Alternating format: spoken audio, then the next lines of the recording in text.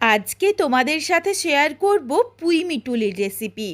পুঁই মিটুলি তো অনেকভাবে রান্না করেছো, তবে এই রেসিপিটা একদমই নতুন ধরনের। যেমন সুন্দর স্বাদে তেমনই গন্ধে। গরম ভাতের সাথে পুঁই মিটুলি এইভাবে রান্না করলে আর কোনো কিচ্ছু লাগবে না। নমস্কার বন্ধুরা, শুভমিতা ব্লগে সবাইকে স্বাগত জানাই। তাহলে চলো আজকের এই পুঁই মিটুলির রেসিপি দেখে নেওয়া যাক। আর রেসিপিটা বাড়িতে অবশ্যই একবার হলেও বানিয়ে আমায় কমেন্ট করে জানাতে ভুলো না রেসিপিটা তোমাদের কেমন লাগলো। রেসিপিটা কেউ স্কিপ করো না, স্কিপ করলে আমি কি পদ্ধতিতে রেসিপিটা বানালাম বা কী মশলার অ্যাড করলাম সেটা তোমরা মিস করে যাবে, তখনও হয়তো রেসিপিটা খেতে এতটা ভালো হবে না। এখানে আমি প্রথমেই বেশ কিছুটা পুঁই মিটুলি নিয়ে নিয়েছিলাম। পুঁই মিটুলিগুলো একটু ছোট ছোট করে টুকরো করে নিয়েছি। যেগুলো একটু শক্ত অংশ সেগুলোকে কিন্তু বাদ দিয়ে দিয়েছি। দেখো, ঠিক এইগুলো গোড়ার দিকের এই জায়গাগুলো কিন্তু বাদ দিয়ে দিয়েছি, তার কারণ এগুলো খুব শক্ত হয়। আর পুঁই মিটুলিটা ধুয়ে পরিষ্কার করে জলটা ঝরিয়ে রেখেছি। এদিকে আমি কিছু সবজি নিয়ে নিয়েছি। এখানে আমি ব্যবহার করছি আলু, বেগুন আর মূলো। তোমরা চাইলে কিন্তু শিম, বিনস বা গাজর তোমাদের পছন্দ মতো ফুলকপি বা আরও যে কোনো সবজি ব্যবহার করতে পারো, কোনো অসুবিধে নেই। আর যদি কিছু না থাকে তাহলে চাইলে কিন্তু শুধু আলু বা আলু বেগুন দিয়েও রেসিপিটা বানাতে পারো। এইদিকে আজকে আমি হাতের কাছে যে কটা সবজি ছিল সেই সবজি দিয়েই আজকে রেসিপিটা বানাচ্ছি। নিয়েছি 100 গ্রাম দেশি চিংড়ি। চিংড়িটা ধুয়ে পরিষ্কার করে লবণ আর হলুদ ভালোভাবে মেখে রাখলাম। এখানে আমি দেশি চিংড়ি মাছের ব্যবহার করেছি, তবে তোমরা চাইলে কিন্তু চালানি চিংড়ি মাছটাও ব্যবহার করতে পারো, কোনো অসুবিধে নেই। দেশি চিংড়ির মধ্যে দেখো যেগুলো একটু ছোট সাইজ, তার মধ্যে থেকেই একদম গোটা কয়েক 1 চামচের মতো অল্প করে কিন্তু এটা একটু সরিয়ে রাখলাম।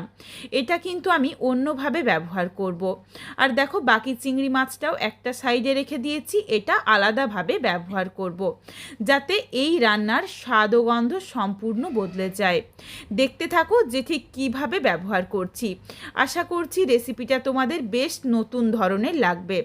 মিক্সিং জারে নিয়েছি 2টো কাঁচা লঙ্কা, অল্প পরিমাণে আদা রসুন, 1/2 চামচ গোটা জিরে, 1/2 চামচ রাই সর্ষে বা কালো সর্ষেটা। এখানে তোমরা চাইলে কিন্তু হলুদ সর্ষেরও ব্যবহার করতে পারো, কোনো অসুবিধে নেই। তবে কালো সর্ষে দিলে কালো সর্ষের একটা সুন্দর ঝাঁঝ থাকে, সেটা বেশ ভালো লাগে এই রান্নাটার সাথে। আর দিয়েছি 1 মুঠো ধনে পাতা আর 2টো শুকনো লঙ্কা। এই রেসিপিটাতে কাঁচা লঙ্কা আর শুকনো লঙ্কা 2টো লঙ্কাই বেটে নিয়েছি। আর তোমরা যেমন ঝাল খেতে পছন্দ করো সেই বুঝে লঙ্কাটা বেটে নিও।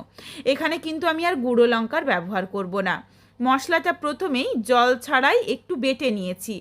মশলাটা বাটা হয়ে গেলে তার সাথেই যেই চিংড়িটা আমি আলাদা করে রেখেছিলাম, ছোট চিংড়িগুলো 1 চামচের মতো, সেই চিংড়িটা দিয়ে একদম মিহি করে মশলাটা বেটে নিয়েছি, যাতে কোনো রকম দানা ভাব না থাকে। এরপর এই মশলাটা একটা সাইডে রেখে দিলাম। এই চিংড়ি বাটা ব্যবহার করলে এই রান্নার যে কী যে স্বাদ আর গন্ধ হয়, সেটা তোমরা যদি একবার না এই রান্নাটা করো তাহলে কিন্তু একদম বুঝতে পারবে না। যদি বাড়িতে খুবই অল্প চিংড়ি থাকে তাহলে দরকার হলে এই রকমভাবে ভেজে দেওয়ার দরকার নেই, শুধু এই বেটেই রান্নাটা করো, তাতেই কিন্তু খুব সুন্দর স্বাদ গন্ধ আসবে অল্প চিংড়ির মধ্যেই। এরপর দেখো যেই চিংড়ি মাছগুলো লবণ হলুদ মেখে গোটা রেখেছিলাম সেগুলোকে সামান্য একটু সর্ষের তেলের মধ্যে ভেজে নিয়েছি। শুধুমাত্র চিংড়ির গায়ের জলটুকু শুকিয়ে গেলেই তুলে রেখেছি, খুব বেশি ভাজবো না। তারপর ওই কড়াইয়ের মধ্যেই আবারও বেশ কিছুটা সর্ষের তেল গরম করে নিয়েছি। তেলের মধ্যে ফোড়নে দিয়েছি 1/2 চামচ 5 ফোড়ন, শুকনো লঙ্কা আর তেজপাতা ফোড়নে। ফোড়নটা ভাজা হয়ে যাওয়ার পর দিয়ে দিয়েছি 2টো মাঝারি সাইজের পেঁয়াজ কুচি। তবে পেঁয়াজগুলো একটু মোটা করে কেটেছি। আমরা মাছের ঝোল হোক বা মাংসের ঝোলের জন্য পেঁয়াজ যেমন একদম পাতলা করে কাটি, সেই রকম না, তার চেয়ে একটু মোটা করে। পেঁয়াজটা দিয়ে নাড়াচাড়া করে হালকা লালচে রং ধরিয়ে ভেজে নিয়েই দিয়ে দিলাম মাঝারি সাইজের একটা টমেটো কুচি। এরপর টমেটো আর পেঁয়াজ নাড়াচাড়া করতে ভাজতে ভাজতেই এর মধ্যেই দিয়ে দিয়েছি বেটে রাখা মশলার পেস্ট। এরপর এই মশলা কষাতে কষাতেই কিন্তু টমেটোটাও সুন্দরভাবে একদম গলে যাবে।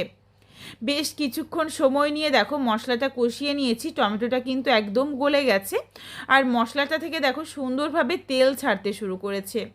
খুবই সুন্দর একটা গন্ধ আসছে, একদম অন্য ধরনের। এরপর এখানে দিয়ে দিলাম 1/2 চামচ পরিমাণে হলুদের গুঁড়ো, আর কিচ্ছু গুঁড়ো মশলা দেব না, শুধু গুঁড়ো মশলার মধ্যে হলুদের গুঁড়ো দিলেই হবে। হলুদের গুঁড়ো দিয়ে নাড়াচাড়া করে খুব ভালোভাবে মিশিয়ে নিয়েছি। মশলা যখন ভালোভাবে কষানো হয়ে গেছে তারপর দিয়ে দিলাম কেটে ধুয়ে জল ঝরিয়ে রাখা সবজি আর পুঁইমিটুলি। এগুলোর স্বাদ অনুযায়ী অল্প একটু লবণ দিয়ে দিচ্ছি আর নাড়াচাড়া করে ভালোভাবে মিশিয়ে নিয়ে ঢাকা চাপা দিয়ে এই মশলার সাথে সবজিটা একটু ভাজা ভাজা করে নেব বা কষিয়ে নেব।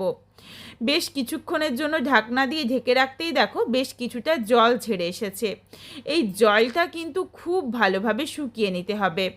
পুঁইমিটুলি বা এই সবজির জল যদি থেকে যায় তখন কিন্তু একটা কাঁচা গন্ধ থেকে যায় সবজির। এই জন্য অবশ্যই গ্যাসের ফ্লেম লোতে করে একটু সময় নিয়ে এই মশলার সাথে সবজিগুলো ভালোভাবে কষিয়ে কষিয়ে ভেজে নিতে হবে, যাতে এই কাঁচা গন্ধটা একদম না থাকে। দেখো বেশ কিছুক্ষণ সময় নিয়ে রান্না করার পর জলটা একদম শুকিয়ে বেশ শুকনো শুকনো হয়ে গেছে। জলটা দেখো আর একদমই নেই। তবে সবজি কিন্তু এখনও পুরোপুরি সেদ্ধ হয়নি, তার কারণ এইটুকু সবজি বা পুঁইমিটুলি থেকে খুব একটা বেশি জল ছাড়ে না। এরপর এখানে দিয়ে দিচ্ছি ভেজে রাখা চিংড়ি মাছ আর দিয়ে দিলাম 1/2 চামচ পরিমাণে চিনি। চিনিটা অবশ্যই দিও, তাহলে টেস্টটা ব্যালেন্স হয়ে যাবে। আর এখানে এরপর আমি কিছুটা পরিমাণে জল দিয়ে দিচ্ছি 1 কাপের মতো, যাতে ভালোভাবে সবজিগুলো সুসেদ্ধ হয়ে যায়। জল দিয়ে নাড়াচাড়া করে মিশিয়ে নিয়ে আবারও বেশ কিছুক্ষণ সময় নিয়ে ঢাকা চাপা দিয়ে রান্নাটা হতে দেব, যতক্ষণ না অবধি খুব ভালোভাবে সবজিটা সুসেদ্ধ হয়ে যাচ্ছে। বেশ কিছুক্ষণ সময় নিয়ে ঢাকা চাপা দিয়ে রান্না করে নেওয়ার পর দেখো বেশ একটু শুকনো শুকনো হয়ে গেছে আর সবজিগুলো কিন্তু একদম সুন্দরভাবে সুসেদ্ধ হয়ে গেছে। খুন্তিতে করে একটু কয়েকটা সবজি চেপে নিলাম যাতে একটু মাখো মাখো হয়ে যায়। এই রেসিপিটা তোমরা চাইলে কিন্তু আমি যেমন শুকনো শুকনো করেছি একটু মাখো মাখোও রাখতে পারো, কোনো অসুবিধে হবে না, তাতেও কিন্তু খেতে দুর্দান্ত লাগবে। এরপর নাবিয়ে নেওয়ার আগে খুবই সামান্য একটু কাঁচা সর্ষের তেল দিয়ে নাড়াচাড়া করে মিশিয়ে নিয়ে গ্যাসের ফ্লেমটা অফ করে দিয়ে ঢাকনা দিয়ে 5 মিনিটের জন্য স্ট্যান্ডিং টাইমে রেখেছিলাম। তারপর রেসিপিটা নাবিয়ে নিচ্ছি।